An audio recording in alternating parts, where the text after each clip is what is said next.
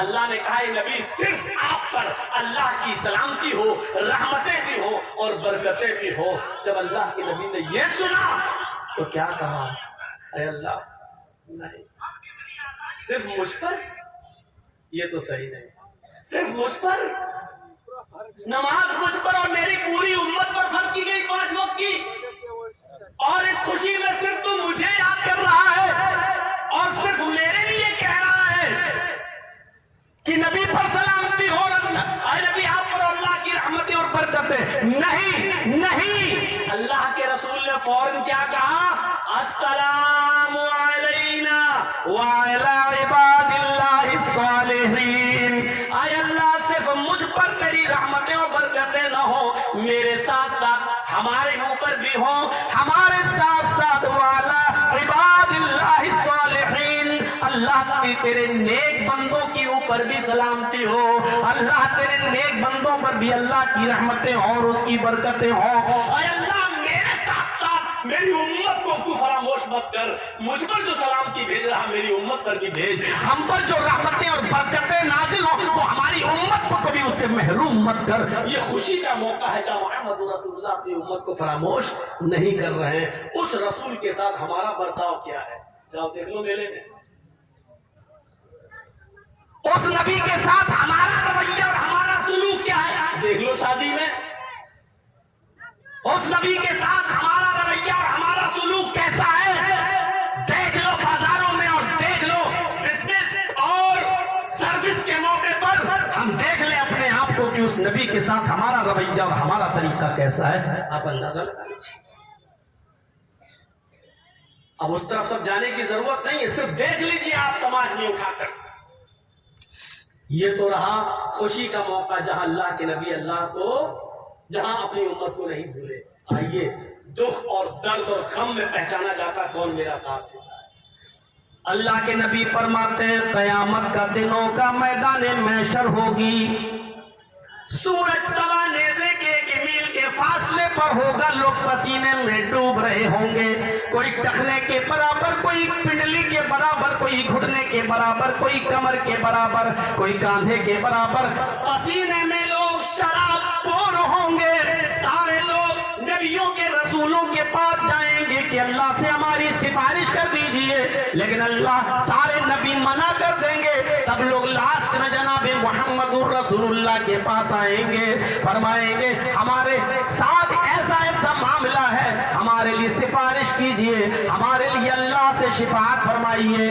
اللہ کے نبی صلی اللہ علیہ وسلم اپنی امت کا یہ حال دیکھیں گے، جو گناہگار ہیں جہنم کے کنارے پر کھڑے ہیں، اللہ کے نبی صلی اللہ علیہ وسلم کو اپنی امت کا غم ستائے گا، اسی وقت زمین کے اوپر سجدے میں گر جائیں گے۔ اللہ کے نبی فرماتے ہیں میں جتنا لمبا سجدہ اللہ چاہے گا اتنا لمبا سجدہ میں کروں گا، اور اللہ کی جتنی بھی حمد و ثنا ابھی مجھے معلوم نہیں، اللہ جو کروائے گا اس دن میں کروں گا۔ اور پھر آرڈر ہوگا، اللہ کی طرف سے حکم آئے گا ارفع رأسک یا محمد، اے محمد بس بہت حمد و ثنا و تعریف بیان کر چکے ہو، اپنا سر اٹھاؤ، بہت لمبا سجدہ کر چکے ہو، اب اپنا سر اٹھاؤ۔ اللہ کے نبی کہتے ہیں میں اپنا سر اٹھاؤں گا، سل، پھر اللہ کہے گا مانگو، کیا مانگتے ہو؟ مانگو، تو جو مانگو گے تمہیں دیا جائے گا۔ اللہ وعدہ کرے گا اے نبی مانگو، کیا مانگتے ہو؟ جو مانگو گے دیا جائے گا۔ تب اللہ کے نبی اس موقع پر کیا کہیں گے؟ اللہم امتی، اللہم امتی، اللہ میری امت پریشان ہے، اللہ میری امت دکھ اور درد کی گھڑی میں، غم کی گھڑی میں اپنی بدعمالیوں کی وجہ سے جہنم کے کنارے کھڑی ہے، اے اللہ میری امت کو بخش دے، اللہ میری امت کو بخش دے۔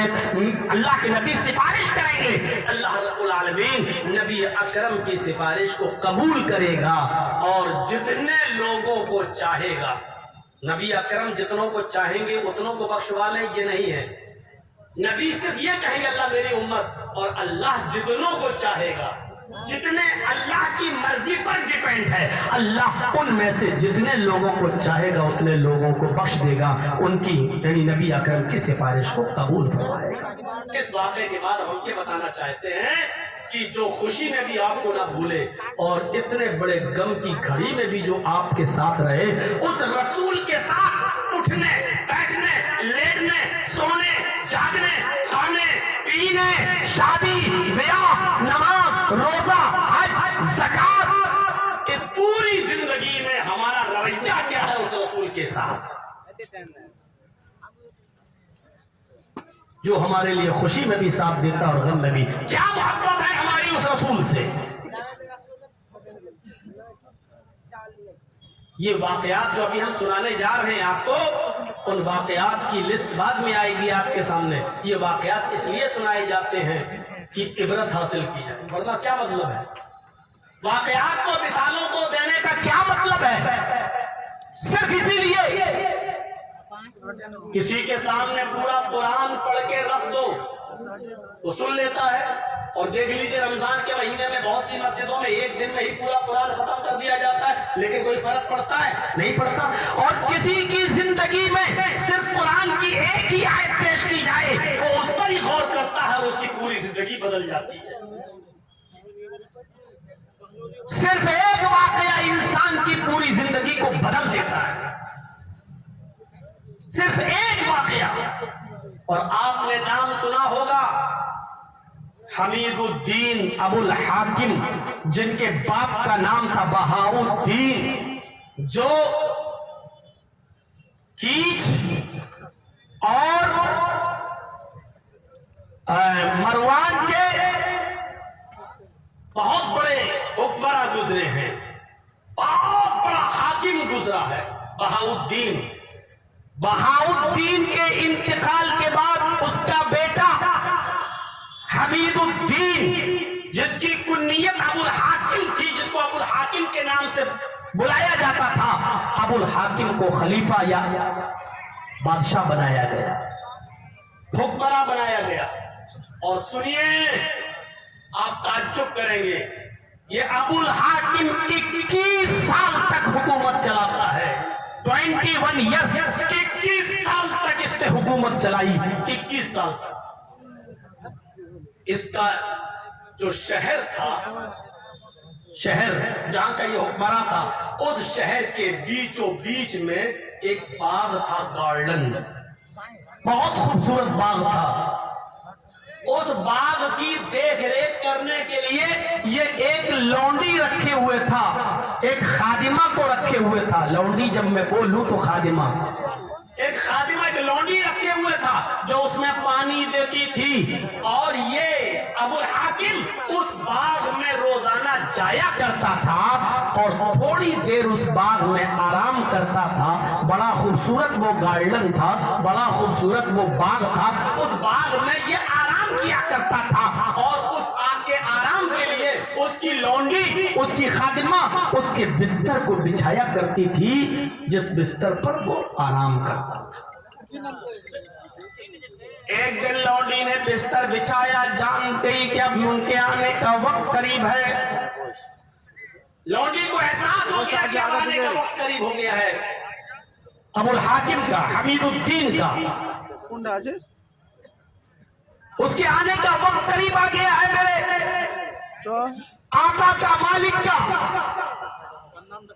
تو اس نے بستر بچھا دیا, بہت نرم گرم بستر تھا.